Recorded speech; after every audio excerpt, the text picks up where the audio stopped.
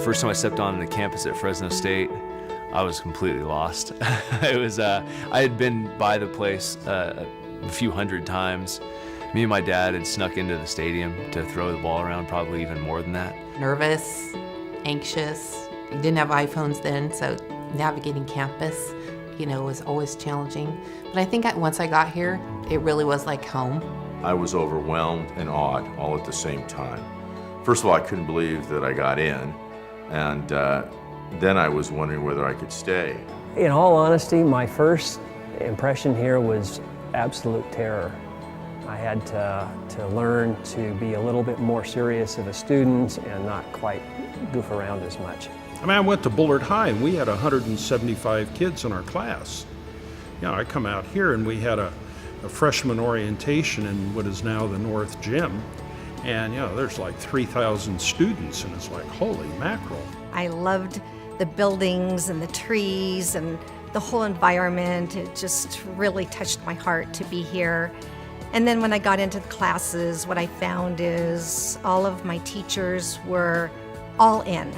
They were all in with helping us students reach our educational dreams and our career hopes. I come back here and there's this huge football stadium and huge baseball field those things weren't there when I came to school here. And the Smith Camp Alumni House and the Save Mart Center, all these things that are amazing. I remember driving onto campus on a Saturday morning to get to the Craig School of Business and just overwhelmed at, gosh, what was I, 40 years old, right?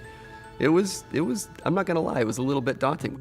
I remember calling my dad when I was a junior, and I had taken a class from Dr. Doug Cords, loved him, and I called my dad and I said, Dad, I want to change my major. I want to be a marketing major. And my father, in this really quiet Navy captain voice, said, no, you don't.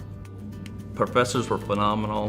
The quality of the teachers here were, even compared to a UC, it was equal or better.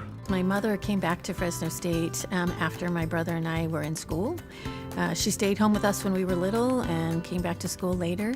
And so there were many times that I actually came to class with my mother at Fresno State and sat in the back of the room, and I was able to color in the back and listen to her learn how to be a teacher.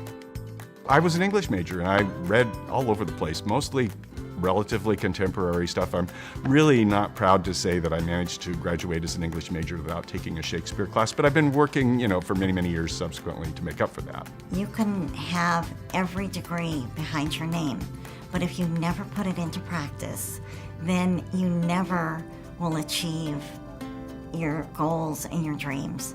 You have to work hard at it, and you have to keep going. Fresno is so fortunate to have this university here.